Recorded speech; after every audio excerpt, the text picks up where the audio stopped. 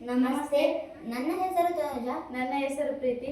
ನಾವು ಸರ್ಕಾರಿ ಪ್ರೌಢಶಾಲೆ ಅಡವಿ ಅಮರೇಶ್ವರ ಬಂದಿದ್ದೇವೆ. ತಾಲೂಕು ಮಾನ್ವಿ, ಜಿಲ್ಲೆ ರಾಯಚೂರು. ನಾವು ಇವತ್ತು ಮಧ್ಯಾಹ್ನ ಬಿಸಿ ಊಟದಿಂದ ಮೊಟ್ಟೆ ಮತ್ತು ಬಾಳೆಹಣ್ಣು ಎಣಿಕೆ ವ್ಯವಸ್ಥೆ ಮಾಡುವುದರ ಮೂಲಕ ಸ್ವಲ್ಪ ಹೇಳಲು ನಾವು ಇಷ್ಟಪಡುತ್ತೇವೆ.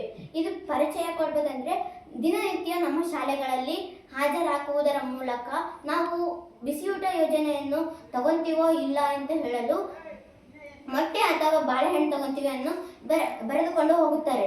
ಇದು ಬರೆದುಕೊಂಡು ಹೋದಲ್ಲಿ ಬಿಸಿಯೂಟ ವ್ಯವಸ್ಥೆಯಲ್ಲಿ ನಮಗೆ ಮೊಟ್ಟೆ ಮತ್ತು ಬಾಳೆಹಣ್ಣು ಸಿಗ್ತವೆ.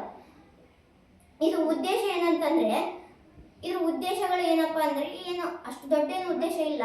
ಇದು ಆಹಾರ ವ್ಯರ್ಥವನ್ನು ಕಡಿಮೆ ಮಾಡುತ್ತದೆ ಮತ್ತು ಸಮಯದ ವ್ಯರ್ಥವನ್ನು ಕಡಿಮೆ ಮಾಡುತ್ತದೆ.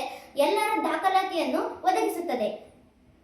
ಇವಾಗ ಇದ್ರ ಬಗ್ಗೆ ಹೇಳ್ಬೇಕಂದ್ರೆ, ಇದು ಯಾವ ರೀತಿ ಉಪಯೋಗಿಸ್ಬೋದು ಅಂತ ಹೇಳಲು ನಾವಿಲ್ಲಿ ತೋರಿಸ್ಬೋತೀವಿ. ನಾವು ಯಾವ ರೀತಿ ಇದನ್ನ ಸುಧಾರಿಸ್ಬೋದಂದ್ರೆ, ನಾವು ಇದಕ್ಕಾಗಿ ಒಂದು ಸಾಫ್ಟ್ವೇರ್ ಅನ್ನು ಡೆವಲಪ್ ಮಾಡ್ತೇವೆ. ಇಲ್ಲಿ ನೋಡಿ, ನಾವು ಹಾಜರಾಗುವ ಮೂಲಕ ಅವರು ಮೊಟ್ಟೆ ತಿನ್ನುತ್ತಾರೋ ಅಥವಾ ಬಾಳೆಹಣ್ಣು ತಿನ್ನುತ್ತಾರೋ ಎನ್ನುವುದು ಲೆಕ್ಕಿಸಬಹುದು. ಈಗ ನೋಡಿ, ನಾವು ರೂಲ್ ನಂಬರ್ 1 ಅವರು ಮೊಟ್ಟೆ ತಿನ್ನುತ್ತಾರೋ ಬಾಳೆಹಣ್ಣು ತಿನ್ನಾರೋ ಅಂದರೆ ಅವರು ಮೊಟ್ಟೆ ತಿನ್ನುತ್ತಾರೆ ಅಂತ ಹೇಳಿದ್ದೀವಿ. ಪಂಚಿನ ಅಂತ ಹೊಡೆದ್ರೆ ಅವರು ಮೊಟ್ಟೆ ತಿನ್ನುತ್ತಾರೆ ಅಂತ ಬಂತು. ಇನ್ನು ಬೇರೆ ಒಬ್ರು ಬೇಕಂದ್ರೆ ಎಕ್ಸಿಟ್ ಅಕೌಂಟ್ ಹೊಡೆದು ಮತ್ತೆ ರೂಲ್ ನಂಬರ್ 2 ಇಲ್ಲ ಇವರು ಬಾಳೆಹಣ್ಣು ತಿನ್ನುತ್ತಾರೆ ಅಂತಂದರೆ ಪಂಚಿನ ಅಂತ ಹೇಳಿದ್ರೆ ಅವ್ರು ಬಾಳೆಹಣ್ಣು ತಿನ್ನುತ್ತಾರೆ.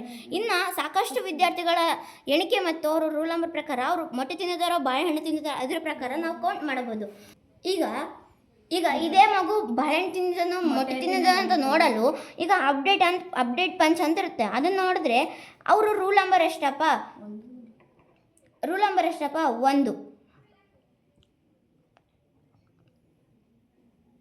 ಈಗ ಅವರು ತಿಂದಿದ್ದಾರಂದ್ರೆ ಈಗ ಇದೇ ಮಗು ಬಾಳೆಹಣ್ಣು ತಿಂದಿದ್ದನ್ನು ಮೊಟ್ಟೆ ತಿಂದಿದ್ದನ್ನು ಅಂತ ನೋಡಲು ಇಲ್ಲಿ ಎಕ್ಸಿಟ್ ಅಕೌಂಟ್ ಅಂತ ಇರುತ್ತೆ. ಅದು ನೋಡ್ದು ಇಲ್ಲಿ ಅವ್ರು ಏನು ತಿಂದಿದ್ದಾರೆ ಅಂತ ನೋಡಲು ಅವರು ಸಂಗ್ರಹಣೆ ಅವ್ರ ದಾಖಲಾತಿ ಇರುತ್ತೆ, ಅಂದರೆ ಡಾಟಾ ವ್ಯೂ ಇರುತ್ತೆ. ಡಾಟಾ ವ್ಯೂ ಹೊಡೆದು ಅವ್ರ ರೂಲ್ ನಂಬರ್ ಎಷ್ಟು ಅದನ್ನು ಹೊಡೆದು ರೂಲ್ ನಂಬರ್ 1 ಅಂತ ಹೊಡೆದು ಅವ್ರ ಅಪ್ಡೇಟ್ ಹೊಡೆದು ಅವರು ಬಾಳೆಹಣ್ಣು ತಿಂದಿದ್ದಾರೋ ದೇವಮ್ಮ ಅನ್ನೋ ವಿದ್ಯಾರ್ಥಿ ಅವರು ಬಾಳೆಹಣ್ಣು ತಿನ್ನಲು ಇಷ್ಟಪಟ್ಟಿದ್ದಾರೆ. ಇದೇ ರೀತಿ ದೇವಮ್ಮ ಎಂಬ ವಿದ್ಯಾರ್ಥಿಯು ಮೊಟ್ಟೆ ತಿನ್ನಲು ಇಷ್ಟಪಟ್ಟಿದ್ದಾರೆ. ಇದೇ ರೀತಿ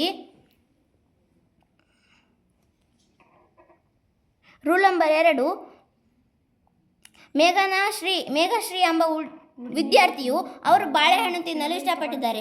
ಇದೇ ರೀತಿ ನಾವು ಸಾಕಷ್ಟು ವಿದ್ಯಾರ್ಥಿಗಳ ಮಾಹಿತಿ ಅಥವಾ ದಾಖಲಾತಿಯನ್ನು ಈ ರೀತಿ ಮಾಡುವುದರ ಮೂಲಕ ಮೊಟ್ಟೆ ಮತ್ತು ಬಾಳೆಹಣ್ಣುಗಳ ವ್ಯರ್ಥವನ್ನು ಕಡಿಮೆ ಮಾಡಬಹುದು.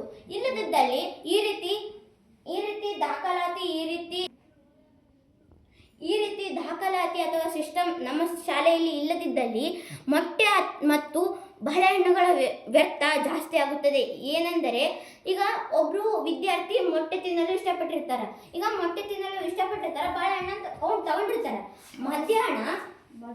ಮಧ್ಯಾಹ್ನ ಏನಾಗುತ್ತಪ್ಪ ಅಂತಂದ್ರೆ, ಮೊಟ್ಟೆ ತಿನ್ನೋರು ಬಾಳೆಹಣ್ಣು ತಿಂತಾರ, ಬಾಳೆಹಣ್ಣು ತಿನ್ನೋರು ಮೊಟ್ಟೆ ತಿಂತಾರ.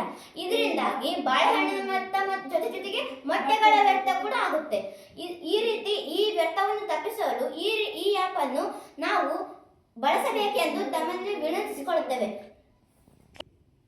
ಇದೇ ರೀತಿ ಮೊಟ್ಟೆಗಳ ಮತ್ತು ಬಾಳೆಹಣ್ಣುಗಳ ವ್ಯರ್ಥ